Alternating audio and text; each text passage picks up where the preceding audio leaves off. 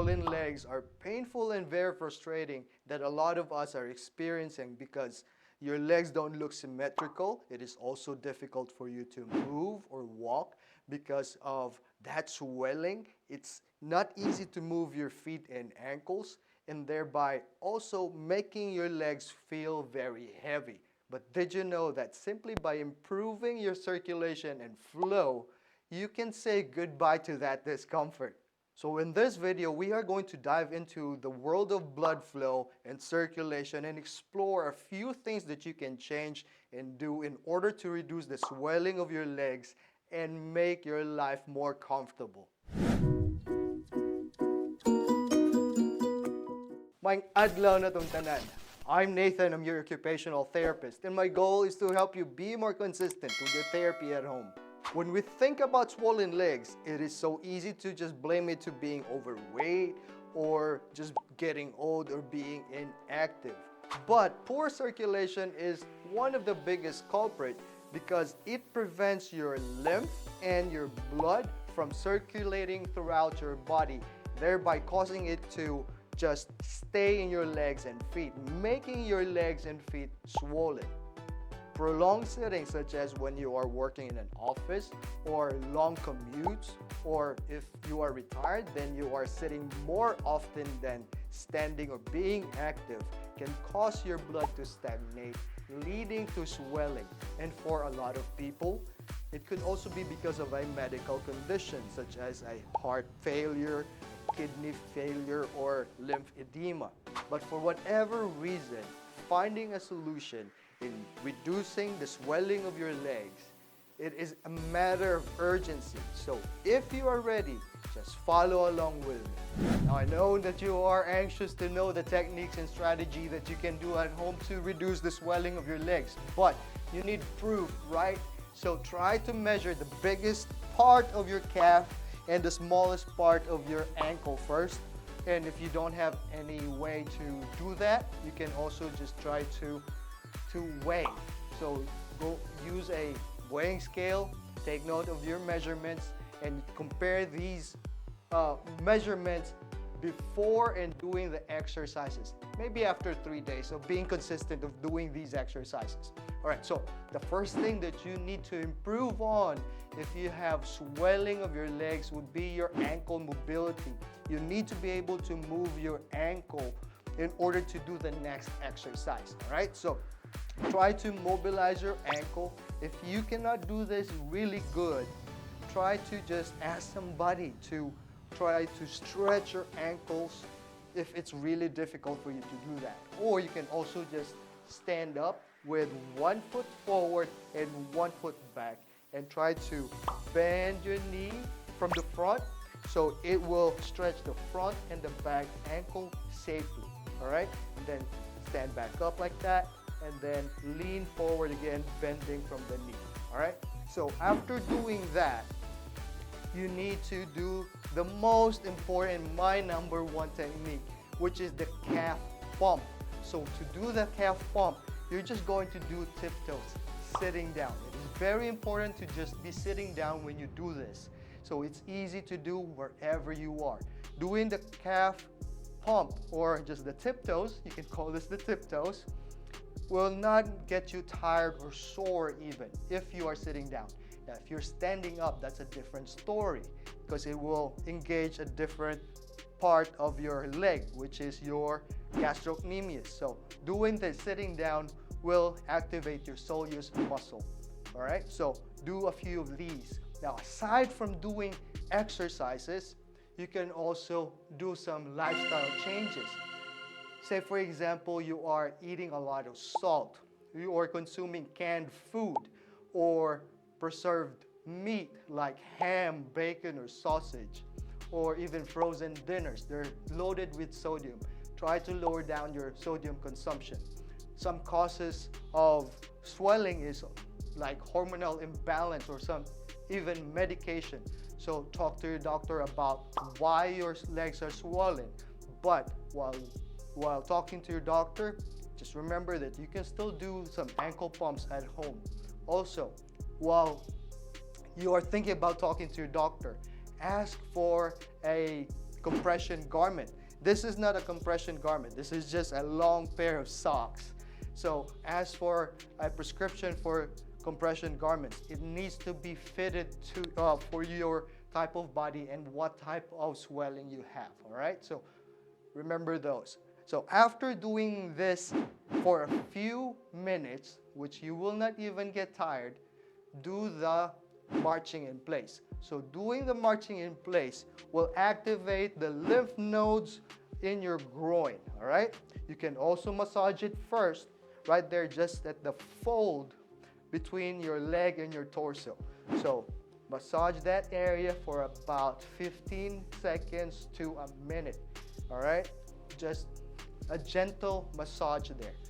It shouldn't be too hard. And then after doing that, try to do marching in place. So let's try to do 10. 1, 2, 3, 4, 5, 6, 7, 8, 9, and 10. And that is your marching in place. So after doing the marching in place, try to do a little bit of a harder exercise that will elevate your heart rate. Just in case you have a congestive heart failure, try to talk to your doctor first and see if you're okay to be doing a strenuous exercise, okay? So we're going to do the chair push-ups. So while trying to follow along with me, what you can also do at home around after eating lunch is to try to lie down on your bed or your couch and elevate your legs. Elevate your legs for even just 30 minutes. It will really help reducing the swelling of your legs.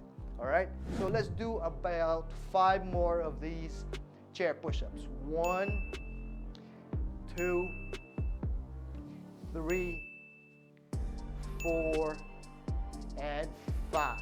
Now we're going to do one more exercise, and you will be surprised why it is important. All right, you might be surprised why I am walking. So one of the biggest misconceptions about leg swelling is that being up on your feet and walking, being active, is one of the causes why their legs are swelling. No, doing your walking or being active helps your calves to contract. Your calves are your second and third heart. You got 2 calves, right? So the second and the third, aside from your heart.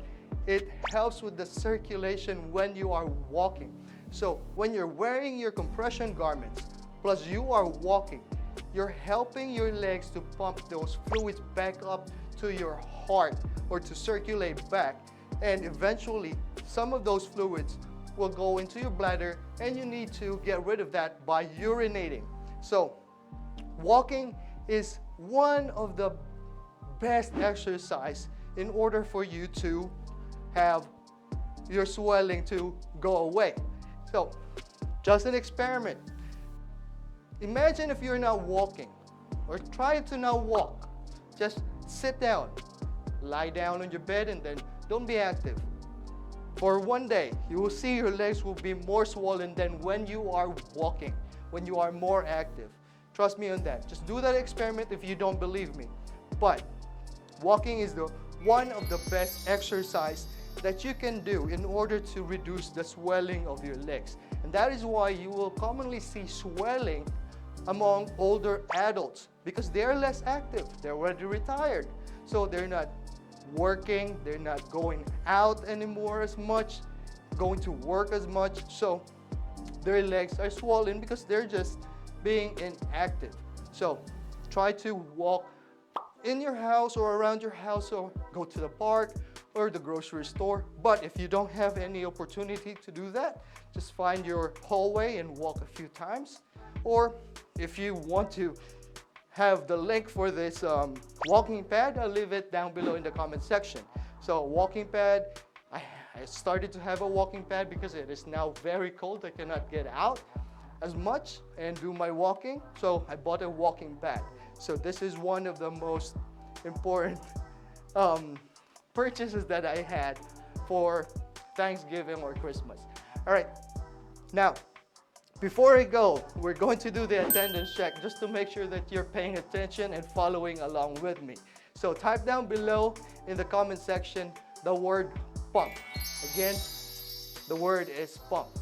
You're pumped about life, or you're pumping the fluid back up to your body and circulate and eventually go to your bladder. All right, so again, walking is very important. Just to recap, please do a few changes like reduce your salt intake, wear your compression garments after maybe lunchtime, around lunchtime, after eating lunch, elevate your legs. Make sure that you are lying down on your bed or your couch and your legs are higher than your heart. All right? And do your exercises. Stay active, especially the ankle pumps or the calf pump or the tiptoes, and you're walking. And if you can tolerate a few more exercise, just do your chair push-ups.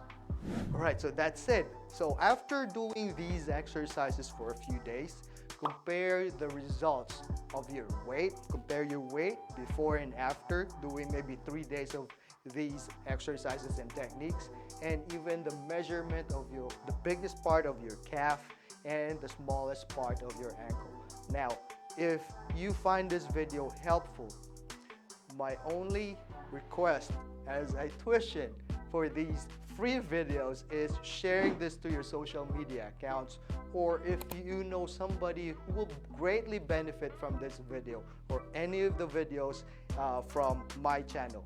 And if you have any questions, suggestions, or comments, just type it down below in the comment section, including the attendance check, which is just the word pump. So type it down below in the comment section. And a reminder, consistency is the key and never give up. Until next time, paalam!